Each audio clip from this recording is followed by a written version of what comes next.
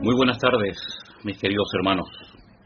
Dios les bendiga a este tiempo en el cual vamos a estar a la luz de la palabra de Dios, reflexionando un poco acerca de los últimos acontecimientos que tienen a más de uno preocupados, nerviosos, angustiados, y se preguntan qué es lo que está sucediendo, cuándo terminará todos los acontecimientos terribles que estamos viendo prácticamente cada día en los medios de comunicación. ¿Qué tiene Dios que decir referente a todo esto? Si es que tiene algo que decir. Acabo de terminar hace unos minutos una conversación con una amiga que vive en Israel, y me hacía una pregunta cuando hablábamos acerca de lo que ha sucedido y de lo que sigue sucediendo allí. Y la pregunta era, ¿dónde estuvo Dios ese día del mes de octubre, cuando sucedió toda esta matanza, estas barbaries que hemos visto, estas familias destruidas, secuestradas, quemadas, torturadas, etcétera, etcétera? ¿Dónde estaba Dios? ¿Y saben lo que yo le respondí? Dios estaba donde siempre ha estado. El problema es dónde está el hombre cuando Dios se acerca a nosotros.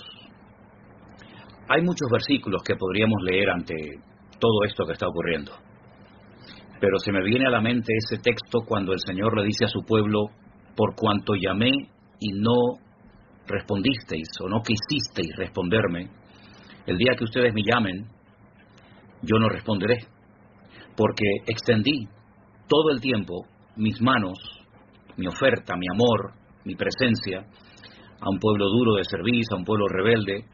Pero no vamos a centrar todo esto siempre en el pueblo de Israel, sino en cada uno de nosotros, en las naciones de la tierra, en el ser humano. ¿Dónde está el hombre cuando Dios llama? ¿Dónde está el hombre? ¿Cómo responde al llamado de amor de parte de nuestro Dios? Porque yo siempre he dicho que es muy fácil echarle siempre la culpa a Dios de todas las tragedias y de todos los males de la humanidad. Pero sin embargo, muchos de los que se acuerdan ahora de Dios, diciéndole: ¿dónde estabas? ¿Por qué no nos ayudaste? ¿Por qué nos abandonaste? Muchos de esas personas, pues nunca quisieron saber nada de Dios.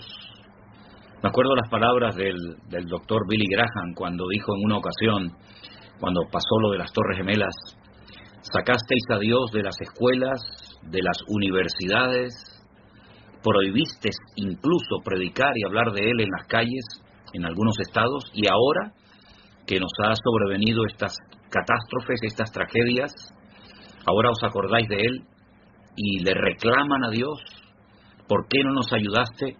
Pero se olvidan de que lo sacasteis, permítame la expresión, a patadas de muchos lugares, diciéndole: no te queremos, queremos vivir a nuestra manera y a nuestro aire.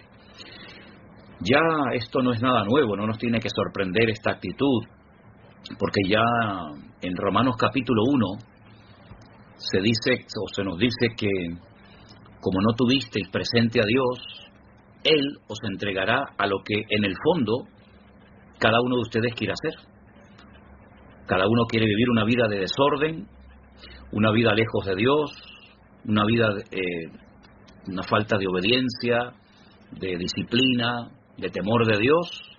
Muy bien, pues si no me quieren, yo me lavo las manos y allá ustedes, que para eso presumen de ser libres y de ser mayorcitos. Y entonces ahí entra el buenismo, la tolerancia, la solidaridad con ciertas y determinadas personas o colectivos, y después, cuando esos colectivos o esas personas a las cuales se les quiso ayudar para que cambiaran de vida, para que fueran como nosotros, resulta que todo eso se vuelve en contra.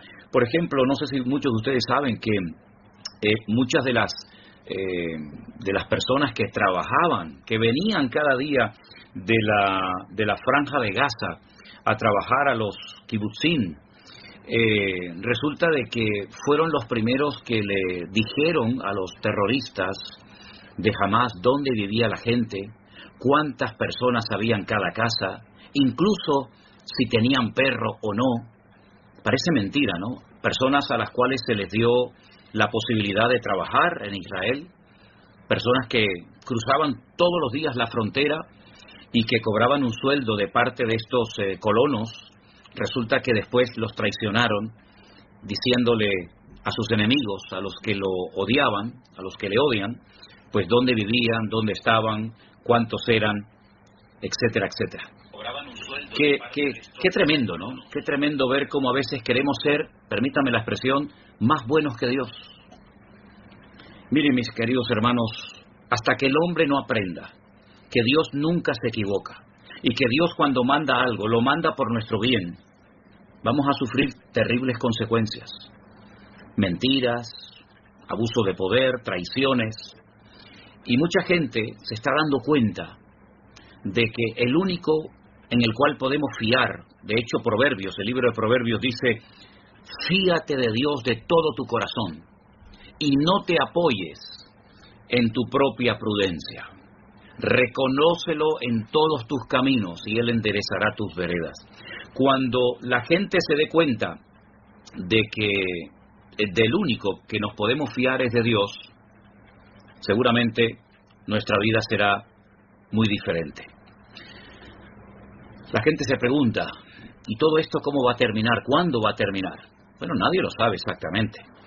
Nadie lo sabe. Hoy estuvo por allí, por Israel, el presidente de los Estados Unidos y casualmente, nada más montarse en el avión y marcharse, volvieron otra vez a lanzar cohetes, a mandar misiles desde la Franja de Gaza.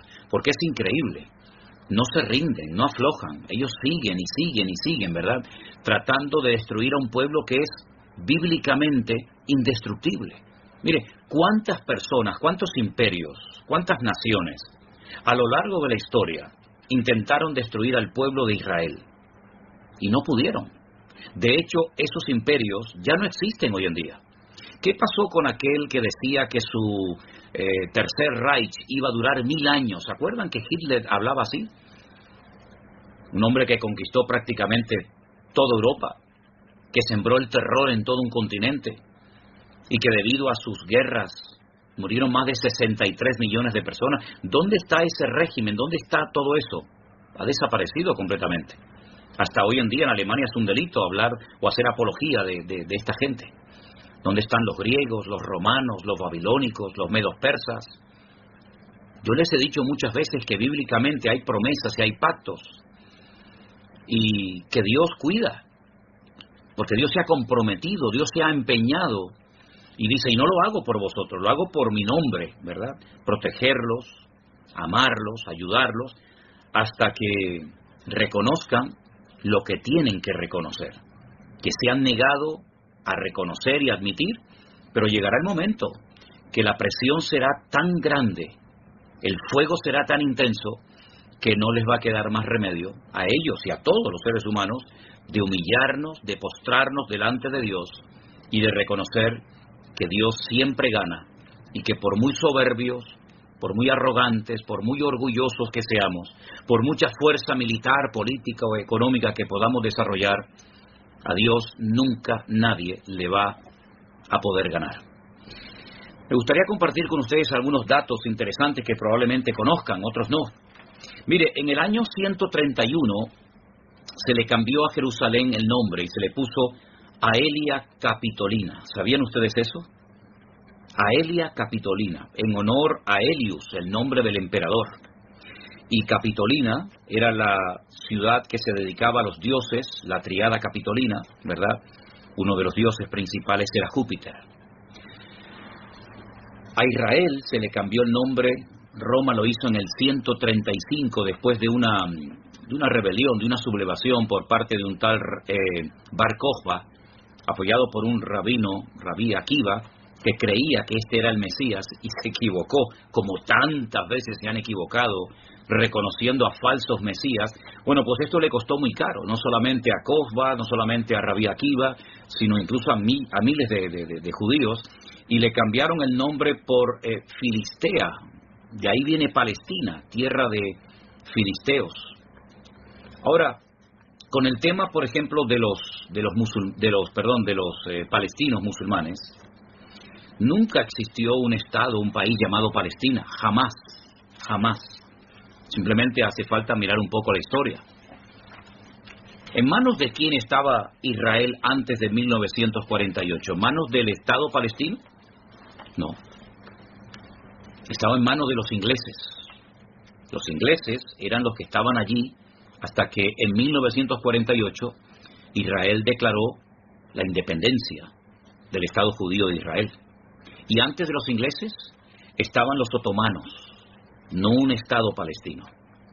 Y antes de los otomanos, los mamelucos de Egipto, no un Estado palestino.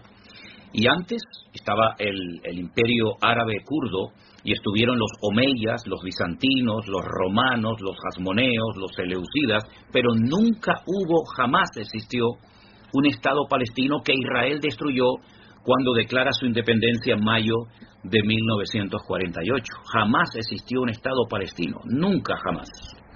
Las personas que vivían allí eran personas que habían, muchos de ellos nacidos allí, pero eran más bien de nacionalidad jordana. Si no, miren ustedes el pañuelo que los ancianos se ponen en Israel, me refiero a los palestinos ancianos, los viejos, y es el pañuelo de color de cuadraditos blancos y rojos, recordando con nostalgia a los jordanos, ¿verdad? Nunca hubo un Estado palestino, jamás. Miren la bandera de Palestina como es, prácticamente idéntica que la de Jordania, ¿verdad? Así es que cuando ignoramos la historia, independientemente de que seamos o no creyentes, podemos cometer graves equivocaciones. Ahora, no cabe la menor duda, y todo el mundo lo sabe, que yo creo que el pueblo más perseguido a lo largo de la historia de la humanidad, sin lugar a dudas, fue el pueblo de Israel. Yo creo que no ha habido otro pueblo más perseguido y que sigue estando en pie como el pueblo de Israel, porque ha habido, la verdad, muchos pueblos que fueron perseguidos, fueron masacrados y desaparecieron. Pero es que el pueblo de Israel, desde hace más de 3.000 años, no para de sufrir persecuciones, guerras, ataques de todo tipo, pero siguen estando ahí y seguirán estando ahí. Porque mire, si alguien es capaz de destruir al pueblo de Israel, Dios va a quedar como un mentiroso y nada más lejos de la realidad. Pero si el Estado de Israel, el pueblo de Israel sigue estando ahí, quiere decir de que Dios cumple su palabra y de que ese pueblo, igual que Dios, es totalmente indestructible.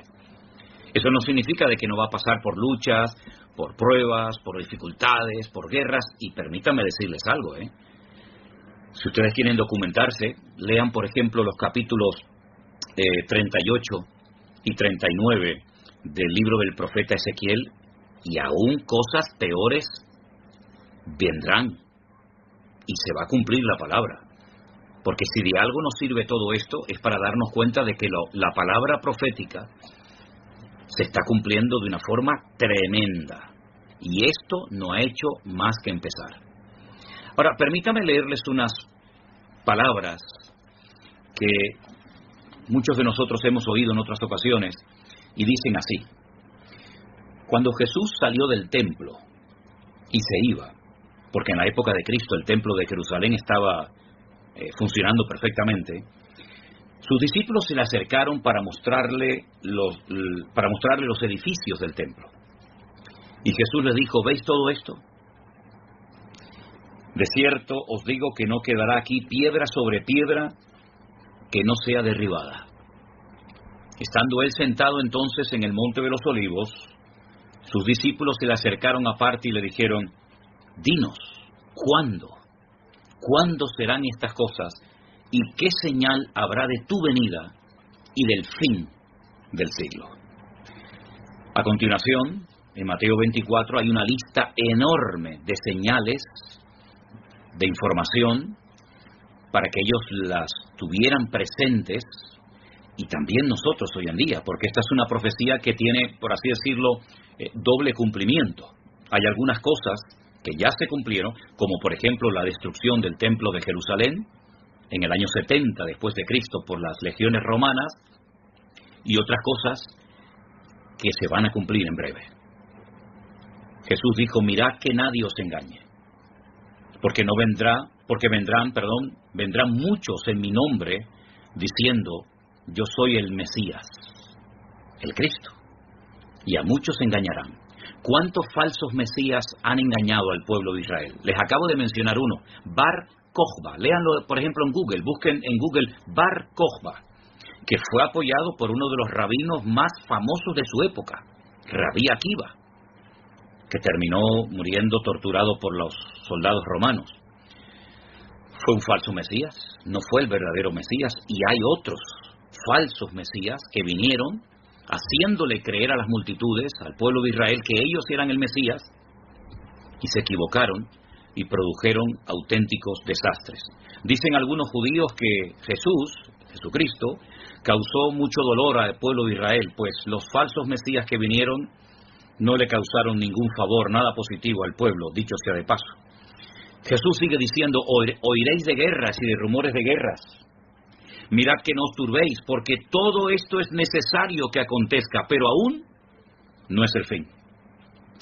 Se levantará nación contra nación y reino contra reino.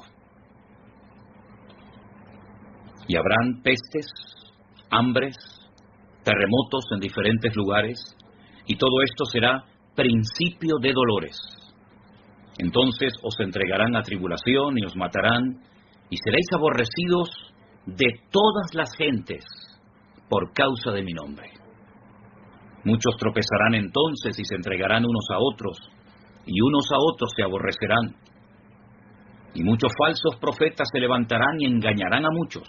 Y escuche bien esto. Y por haberse multiplicado la maldad, el amor de muchos se enfriará. Mas el que persevere hasta el fin, éste será salvo. La maldad se va a multiplicar. No sabemos por cuánto, pero lo que está bien claro, que la maldad no está menguando, sino más bien todo lo contrario. Las atrocidades, el pecado, el desorden, la corrupción, la inmoralidad, la idolatría, etcétera, etcétera, etcétera, se ha multiplicado de una forma tremenda. Personas incluso que se llaman creyentes están practicando pecados que están claramente prohibidos en la palabra de Dios. Total, como dicen, Dios es bueno, Dios tiene que permitir nuestra lujuria, nuestra soberbia, nuestro desorden, etcétera, etcétera. Por otra parte, la misericordia de Dios, yo creo que ha sido evidente y clara, que Dios ha tenido mucha misericordia y mucha paciencia con la humanidad y también, por supuesto, con el pueblo de Israel. Pero eso no significa de que podemos seguir abusando y llevando una vida loca, una vida desordenada, de desenfreno, y no pasa nada. Porque como algunos siempre están diciendo que Dios es amor, parece que con la excusa de que Dios es amor, Dios tiene que ser tolerante y permitir todo lo que desde nuestro punto de vista a nosotros nos agrada. Y se equivocan rotundamente. Dios dijo en muchas ocasiones de la historia, basta. ¿Quién no recuerda el diluvio? ¿Quién fue el que produjo el diluvio, hermanos? ¿Quién fue el que mandó el diluvio? Claro, le dio oportunidades a las personas de arrepentirse, de prepararse. Los que lo hicieron se salvaron. Miren, por ejemplo, a Noé y a su familia. Le creyeron a Dios, se prepararon, vino el diluvio y se salvaron. Los que se burlaron, los que desperdiciaron la oportunidad, todos perecieron. Pero el que mandó el diluvio fue Dios. ¿Y quién fue el que destruyó las ciudades de Sodoma y Gomorra? ¿Los propios habitantes que allí vivían? No. Fue Dios el que le advierte a Lot, le habla a Abraham, voy a destruir Sodoma y Gomorra, saca a su siervo de allí, y las ciudades de Sodoma y Gomorra fueron destruidas. Y así podríamos enumerar tantas cosas donde Dios dijo, basta, porque es verdad, y lo he dicho muchas veces, Dios es amor, Dios es misericordia, pero también es un Dios justo, que ha puesto unas normas, que ha puesto unas reglas, y cada vez que las quebrantamos, presumiendo de que somos libres y podemos hacer lo que nos da la gana, pues, tarde o temprano, sufrimos las consecuencias de haber quebrantado la palabra de Dios, sus mandamientos, y de pensar en lo más profundo de nuestros corazones, en nuestra ceguera, en nuestra ignorancia, que no nos iba a pasar absolutamente nada. Por eso Dios está hablando. El que tiene oídos para oír, oiga lo que Dios está hablando y mostrando a las naciones de la tierra. Porque hoy hablamos de Israel, hoy estamos hablando de la Franja de Gaza, de los palestinos. Pero cuidado, la Biblia nos advierte muy claramente en diferentes pasajes que vendrá una prueba tremenda a todas las naciones de la tierra. Europa no está exenta, ni América, ni ninguna nación de la tierra, porque no hay ni una sola nación, no hay ni un solo habitante sobre la faz de la tierra que pueda presumir de ser justo, de ser bueno, de no haber pecado, de no haber ofendido a Dios, ni uno. Y la tierra va a ser sacudida de una forma tremenda, como se golpean a veces los olivos para que caigan las aceitunas y posteriormente hacer el aceite, ¿no? Pues así van a ser sacudidas todas las naciones de la tierra, aspectos económicos, sociales, políticos, y por supuesto el mundo espiritual está siendo sacudido de una forma tremenda. De hecho, el próximo domingo, Dios mediante, espero en el mensaje poder transmitirlo adecuadamente, todo lo que estamos viendo en lo natural es un reflejo del mundo espiritual.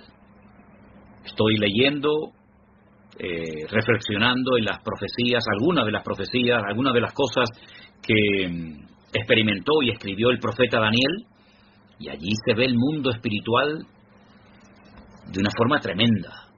Mundo espiritual que está en guerra, y todas esas guerras en el mundo espiritual, en las regiones celestes, como dijo Pablo, principados, potestades, gobernadores de las tinieblas, huestes espirituales de maldad, que están en conflicto, que están en guerra, todo eso se refleja en el mundo natural. Ahora es aquí, mañana será allá, pero nadie se escapa de esta cruda realidad. Bueno, veo que se han ido conectando muchos hermanos. Tengo aquí el teléfono y estoy viendo que hay muchos hermanos que se han conectado de muchas partes del mundo, hasta de Cádiz, un lugar tan bonito y que conozco perfectamente, de Paraguay, de México, de Estados Unidos y de tantos lugares. Hermanos queridos, creo que lo principal y lo más importante en esta hora es recurrir a una de las herramientas más poderosas que Dios nos ha dado, y es la oración. Hay gente que dice, no sé cómo orar. Bueno, usted simplemente con el deseo, con el anhelo de orar, pídale al Señor, Señor, que se haga tu voluntad. Abre nuestros ojos, llévanos a todos a la humildad, al arrepentimiento, a una conversión genuina. Porque hay mucha gente que ha estado incluso congregándose por años en iglesias o en diferentes lugares que no son convertidos. Pueden decir que son creyentes porque creen en Dios, pero no son convertidos. Y lo importante aquí es no solamente creer en Dios, sino verdaderamente haber puesto nuestra vida 100% en las manos de nuestro Dios. Porque hemos llegado a un punto en el que separados de Dios, nada podemos hacer. Claro, las imágenes que vemos son tremendas, ¿no? Todo esto es la consecuencia de la soberbia del hombre, del orgullo del hombre. Bueno, hay un versículo en la carta de Santiago que yo lo quisiera compartir con ustedes en esta tarde. Es un versículo que nos habla de dónde vienen las guerras. Preste atención, en el Nuevo Testamento, en la carta de Santiago, concretamente en el capítulo 4, versículo 1, dice, ¿de dónde vienen las guerras y los pleitos entre vosotros? Dice, ¿no es de vuestras pasiones las cuales combaten en vuestros miembros? ¿Usted sabe que hay gente que se hace millonaria con guerras? ¿Usted sabe que hay gente que se aprovecha de las desgracias ajenas para ganar dinero? Gente sin escrúpulos, gente que aprovechan las tragedias humanas para llenarse los bolsillos. Es que mire, la maldad del ser humano no tiene límites. Cuando el otro día hablaban de que incluso en los cadáveres ponían explosivos para que cuando se acercaran a recogerlos murieran, uno dice, Dios mío, ¿hasta dónde llega la maldad humana? Yo dije el otro día que comparar a estas personas que hicieron estas barbaridades en estos kibutzim, en estos lugares, las imágenes todos las pueden ver, no se comportaron como animales. No insultemos a los animales. Se comportaron como demonios, como auténticos demonios. Porque si nos comportáramos como animales, muchas guerras y muchas cosas que el hombre ha hecho, nunca las hubiera hecho. Así es que no insultemos, por favor, a los animales. Los demonios, Satanás, que Jesús lo definió como un ladrón, que viene a hurtar, a matar y a destruir, ha mostrado su realidad, utilizando a estas personas, a estos miembros de estos grupos terroristas, para hacer cosas que uno cuando las oye o las ve, uno dice, ¿hasta dónde ha llegado la crueldad del ser humano? ¿Verdad? Regocijarse en la maldad, publicar la maldad como un triunfo, como un logro. ¿Qué triunfo hay en matar seres inocentes? ¿Verdad? ¿Qué orgullo puede sentir una persona después de haber hecho lo que ha hecho? Se pierde la conciencia, que fue un freno que Dios puso en el hombre para que supiera diferenciar, reconocer, discernir entre el bien y el mal. Han cauterizado sus conciencias, ya no tienen conciencia, ya presumen de sus pecados, de sus delitos y de las barbaridades que han hecho. Y lo terrible es que hay personas que no condenan estas cosas, siempre inclinando la balanza al mismo lado y no reconociendo que la maldad, la haga quien la haga, hay que condenarla. Y el pecado lo cometa quien lo cometa, hay que denunciarlo. Pero hay personas que utilizando el poder que tienen como políticos, como periodistas, ¿verdad?, como gente de influencia, se niegan a utilizar los términos adecuados y a condenar lo que no tiene ningún tipo de justificación. Nosotros los creyentes, en medio de todo este dolor, lo único que podemos hacer es orar. Y lo agradecen mucho los habitantes, los hermanos, las familias con las cuales hemos hablado. Lo agradecen.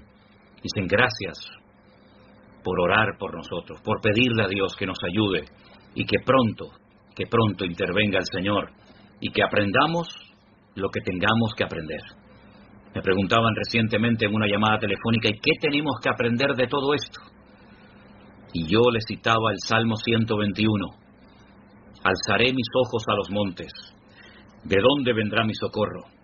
Mi socorro viene del Señor que hizo los cielos y la tierra. Es a Él al que tenemos que mirar en esta hora, es a Él al que tenemos que clamar, y es en Él en el único que podemos refugiarnos, sabiendo que Él cuidará de nuestras vidas y nos protegerá conforme a su voluntad. Bueno, quiero dar las gracias a todos los que se han ido conectando a lo largo de la retransmisión. Quiero dar las gracias a todas las personas que están ahí. Yo veo sus nombres, claro, pasan tan rápidos uno detrás de otro que prácticamente a veces es imposible, ¿no?, ver los nombres, los mensajes que envían. Pero a todos, hermanos queridos, les pido, oremos juntos al Señor. Hermanos de iglesias bautistas, iglesias pentecostales, vamos a dejarnos ya de tonterías. Vamos a unirnos ahora más que nunca, porque el ataque también viene contra nosotros. No es un ataque contra